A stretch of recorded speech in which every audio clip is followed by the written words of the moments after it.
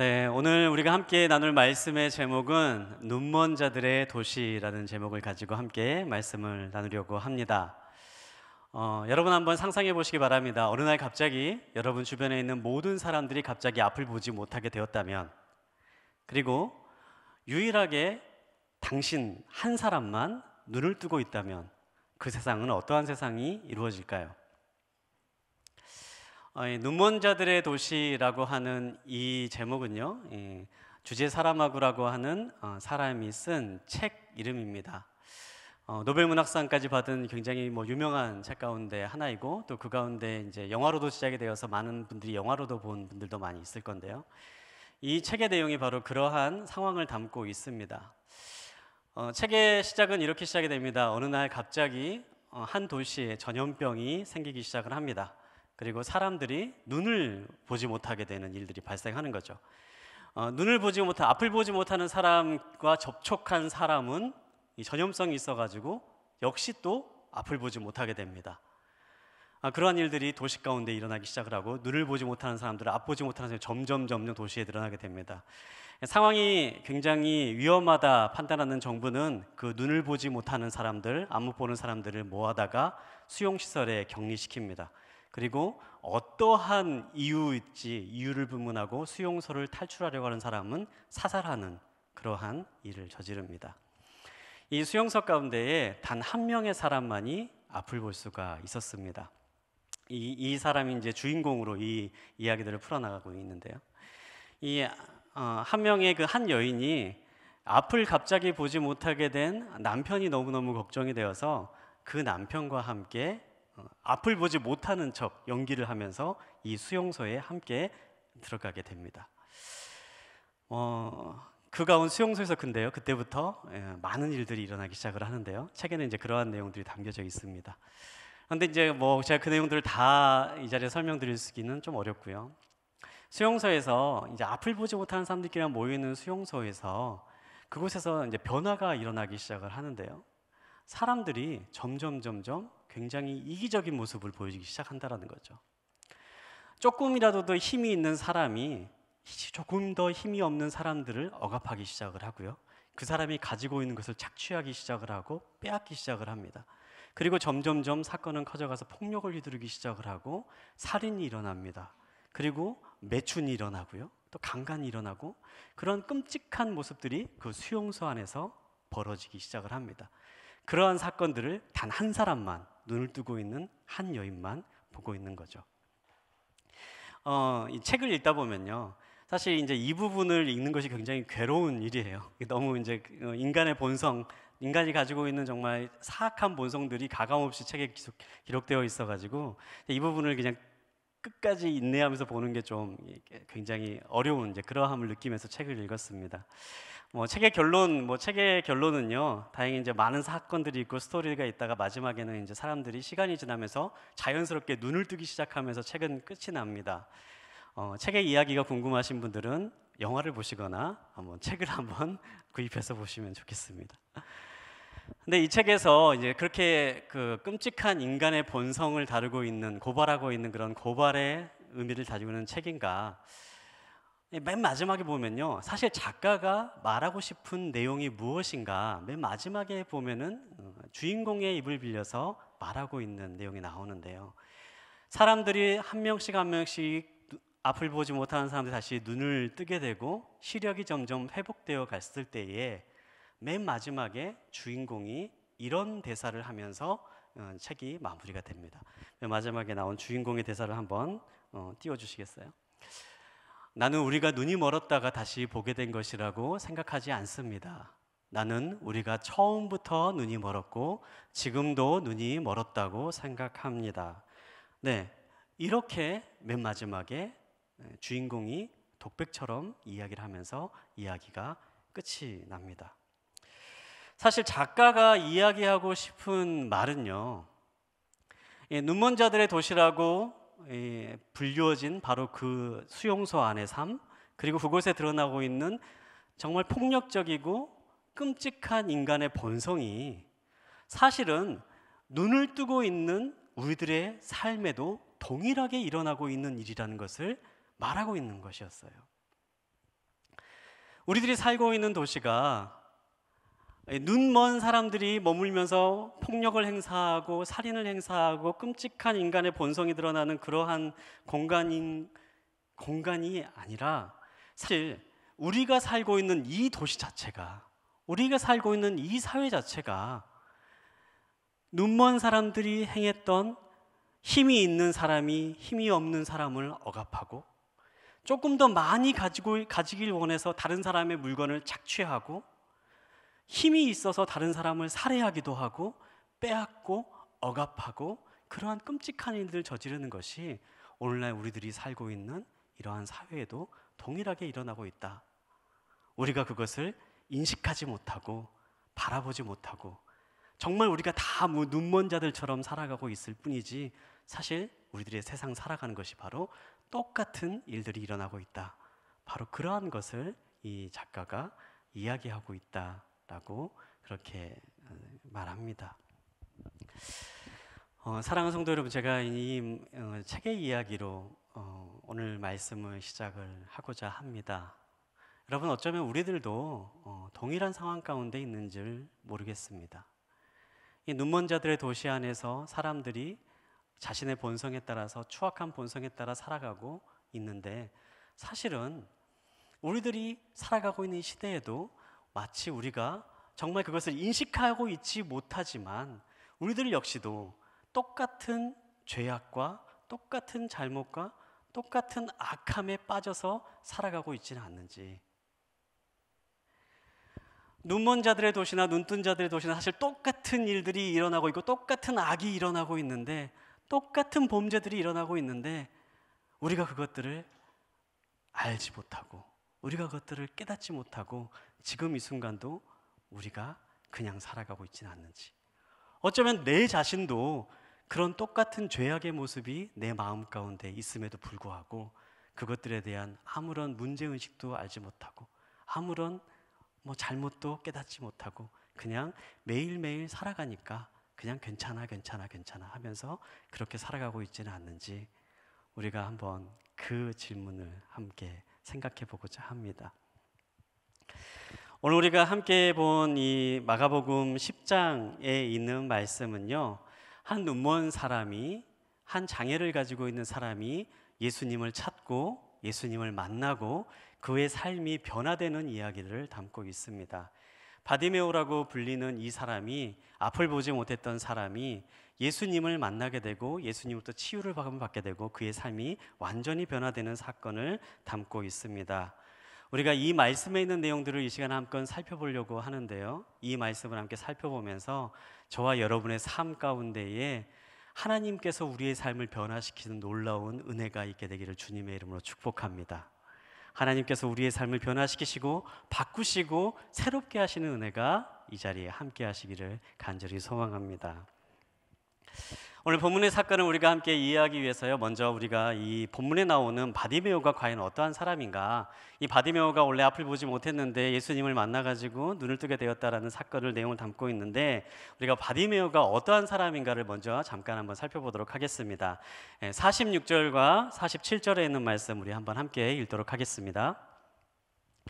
그들은 여리고로 갔습니다. 예수와 제자들이 많은 사람들과 함께 그 성을 떠나려는데 디메오의 아들 바디메오라는 눈먼 사람이 길가에 앉아 구걸하고 있다가 나사렛 예수라는 말을 듣고 소리치기 시작했습니다.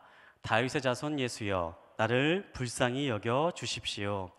네, 바디메오는 어떠한 사람인가? 네, 46절에는 말씀을 보면요, 그가 어떠한 사람인지 가장 분명하게 드러나고 있죠. 그는 눈먼 사람이었다 라고 기록되어 있습니다.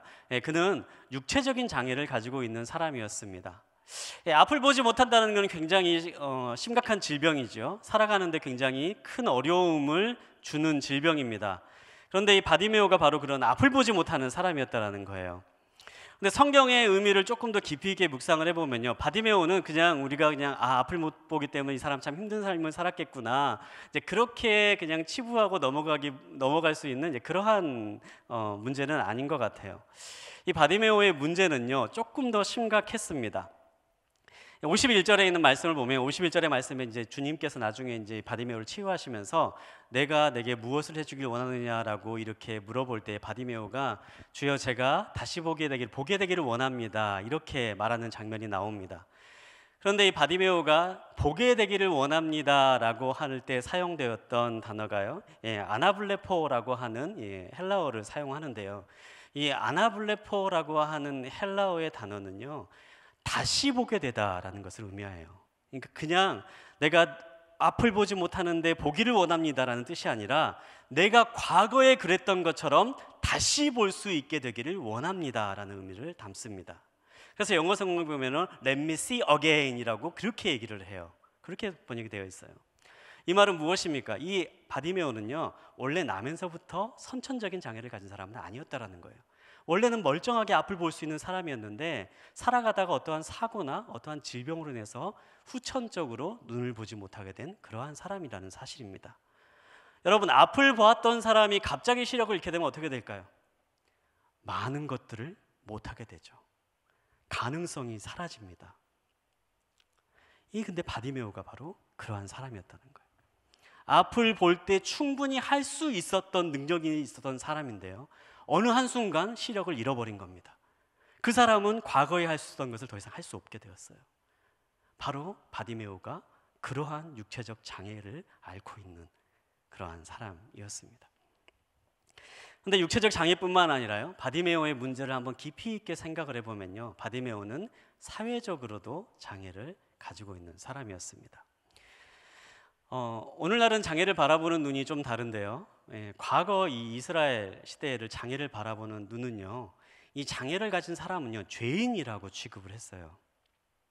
단적으로 드러나는 장면이 요한복음 9장에 나오죠. 요한복음 9장에 보면은 이러한 나면서부터 장애를 겪고 있는 사람을 예수님께서 치유해 주시는 사건이 나오는데, 그때 제자들이 예수님께 물어봅니다. 이 사람은 누구의 죄 때문에 앞을 보지 못합니까? 이렇게 물어봐요.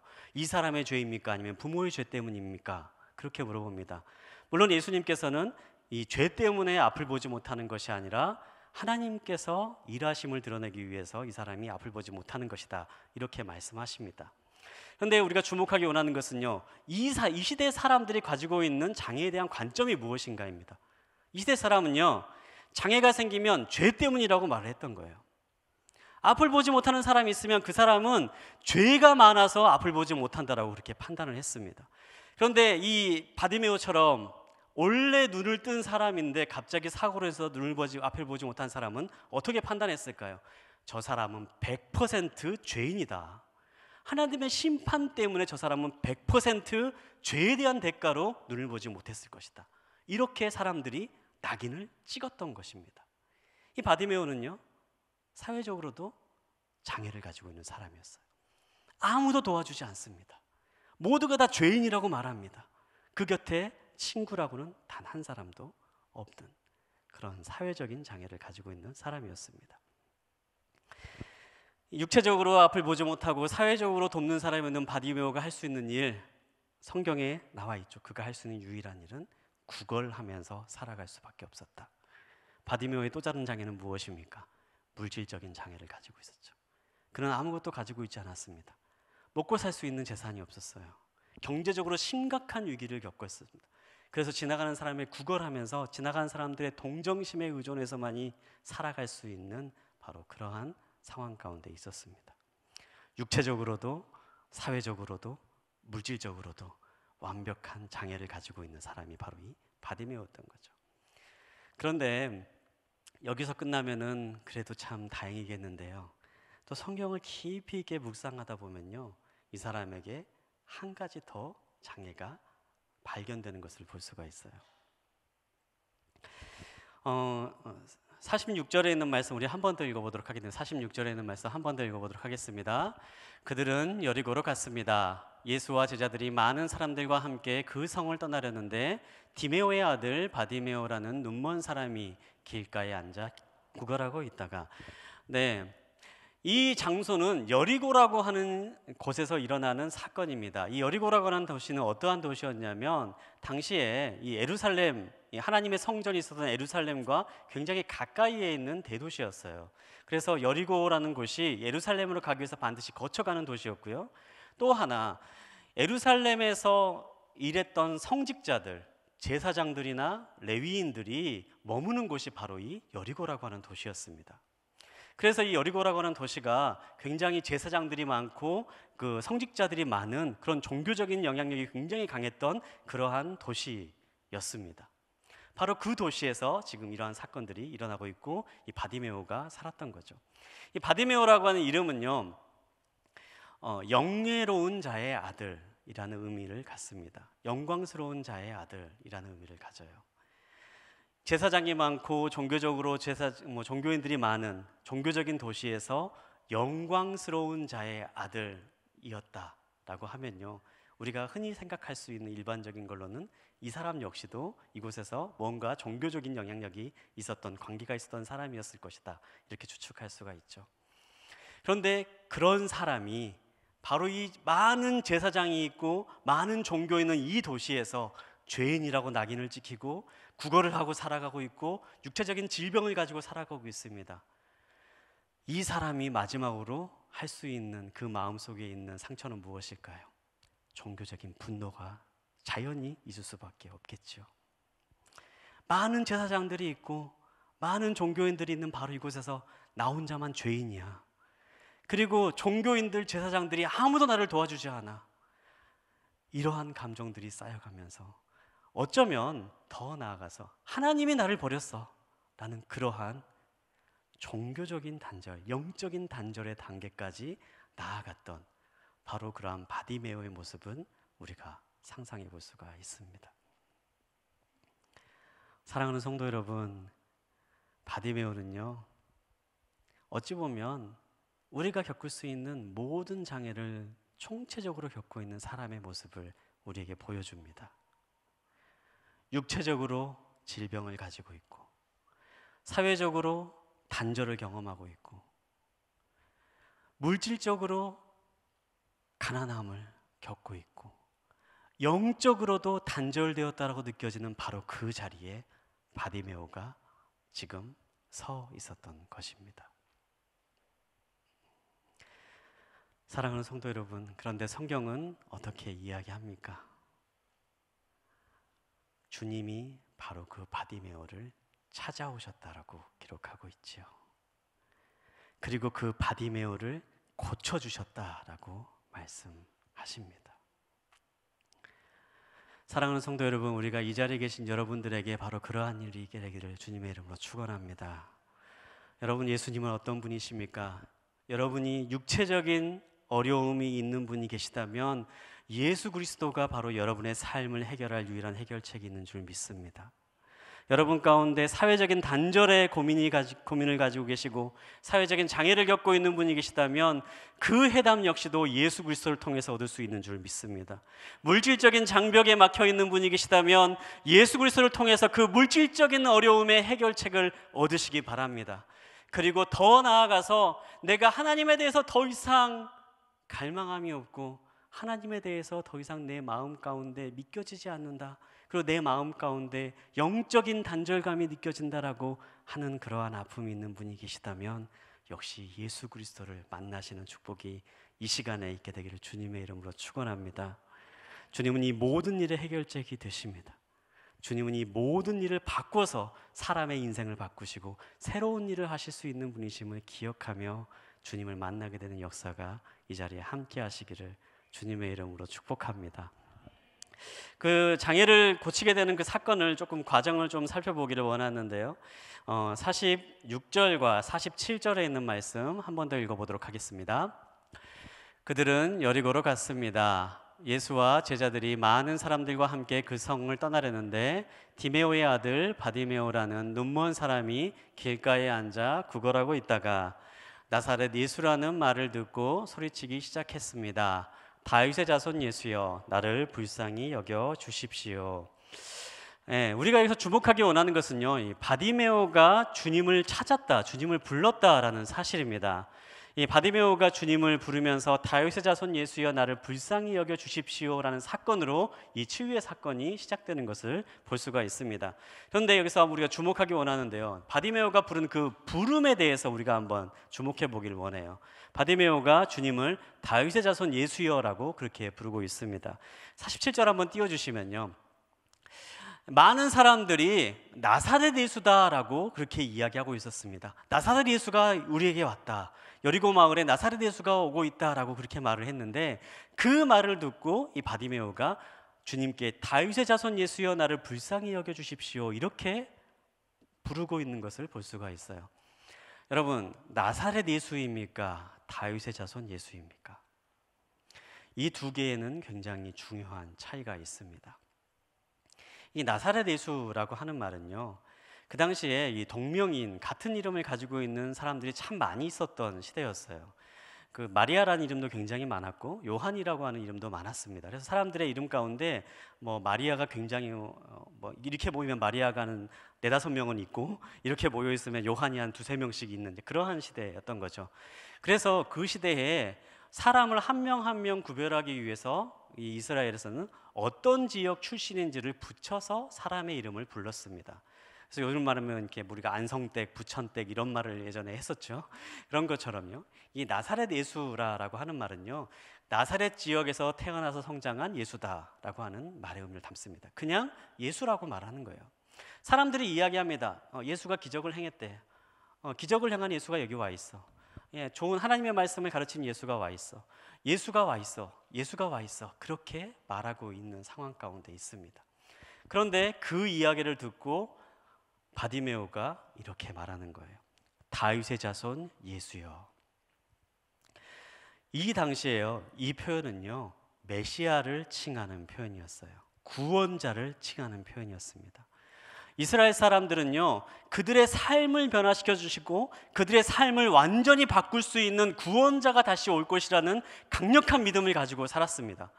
그리고 구원자가 올 것이다라는 그 기대감으로 매일매일 구원자를 기다리는, 메시아를 기다리는 삶을 살았는데요, 그 메시아에 대한 중요한 예언 중에 하나가 그가 다윗의 후손으로 올 것이다라고 하는 믿음이었어요. 그래서 바디메오가 다윗의 자손 예수여 나를 구원하여 주십시오라고 하는 이 말은요, 예수님이 누구이신가를 고백하는 믿음의 고백을 담고 있는 외침이었습니다. 주님은 구원자이십니다. 주님은 메시아이십니다. 주님은 모든 것을 행할 수 있는 분이십니다. 주님은 기름 부음 받으신 그리스도이십니다라는 그 마음의 고백을 담아서 지금 이 순간 바디메오가 주님을 찾고 부르짖고 있는 것입니다. 그리고 그 고백으로부터 이 기적의 역사가 시작되는 것을 우리는 볼 수가 있어요. 사랑하는 성도 여러분, 이 자리에는 모두가 다 예수 그리스도를, 예수님을 아는 분들이 이 자리에 모여 있습니다. 여러분, 예수를 어떤 분이라고 고백하십니까? 그냥 예수입니까? 오래도록 들었던, 우리 부모님으로부터 들었던, 그냥 우리 아내로부터 들었던, 내 남편으로부터 들었던 그러한 예수입니까? 아니면 나의 삶을 변화시킬 수 있는 구원자 되신 주님이십니다. 예수님은 나의 삶을 바꿀 수 있는 능력이 있는 분이십니다. 그 마음의 고백으로 주님을 찾고 부르짖는 고백이 여러분 가운데 있으십니까? 사랑하는 성도 여러분, 우리가 바로 그 고백을 할 수 있게 되길 바라요. 제가 항상 이맘때가 되면 올해 우리의 사회가 어땠는지에 대한 참 분석이 많이 있는 시기입니다. 그리고 항상 이맘때가 되면 항상 있는 것이 내년에는 과연 어떠한 일들이 일어날 것이다, 뭐 트렌드 연구가 있고 막 이런 일들이 많이 있는 그러한 시기이죠. 그래서 이제 많은 분들이 2023년에 트렌드는 이럴 것이다, 2023년에 우리 삶은 어쩔 것이다, 이런 그런 예상들을 하는 그러한 책과 그러한 인터뷰를 많이 보곤 합니다. 제가 참 그런데 관심이 많아가지고 이제 여러분들이 하는 이야기들을 이제 들었는데요, 공통점이 있더라고요. 내년에는 쉽지 않을 것이다 라는 거였어요. 내년은 어려울 것이다 라는 그런 내용이었어요. 좀 이게 좋은 얘기가 있으면 좋겠는데 내년에는 이제 참 좀 더 큰 어려움들이 있을 것이다. 막 그런 내용들을 이제 많은 분들이 예상을 하더라고요. 근데 이제 교회 가운데서도 이제 내년에 어떨 것이다 이제 그런 예상들을 하는데요. 근데 참 제 마음 가운데 참 걱정이 되고 근심이 되는 그러한 부분이 있습니다. 내년에 과연 우리 교회는 어떻게 될 것인가? 인천 온누리교회를 넘어서서 한국 교회가 어떻게 될 것인가? 그러한 부분에 대한 마음의 이제 근심이 또 있고 또 기도의 제목들이 있습니다. 근데 그 가운데 정말 우리가 과거에 있었던 그 모습들 한번 다시 찾고 그로 인해서 우리가 다시 한번 깨어나는 그러한 시점들이 필요할 건데 그 가운데 우리가 정말 지금 잊고 있는 옛날에 있었던 그 모습이 있지 않나 그런 생각을 한번 해봤어요. 특별히 한국 기도가 정말 한국 기도 하면은 전 세계적으로 많은 사람들이 이야기하는 것처럼요. 한국 기도 하면은 대표적으로 하는 전통이요. 기도에 대한 전통이었어요. 한국 가면은 뜨겁게 기도하는 사람들이 있고 정말 밤을 새워가면서 기도하는 사람들이 있고 산에 가면은 금식 기도원이 있고 과거 제가 성장했던 중고등학교 시절에는 어려운 일이 있으면 산에 가서 나무 뿌리를 뽑아와야 된다 그런 말을 그냥 교회에서 농담처럼 하듯이 꼭 기도하는 참 그러한 모습들이 참 많았습니다. 그런데 어느샌가부터 우리들의 삶 가운데 그런 기도하는 모습들이 점점 사라져가는 것 같아요. 제가 기억나는 그 사진이 있어요. 참 제가 이제 기도하면 항상 생각나는 그 사진인데요. 혹시 이 사진을 보신 기억이 있습니까? 근데 지금 한 어머니가 등에는 갓난아이를 안고 있고 메고 등에 업고 있고 그 앞에는 영문도 모르고 따라온 또 어린아이가 정말 간절히 기도하고 있는 엄마를 보고 있는 주변은 허름한 그러한 교회당의 모습.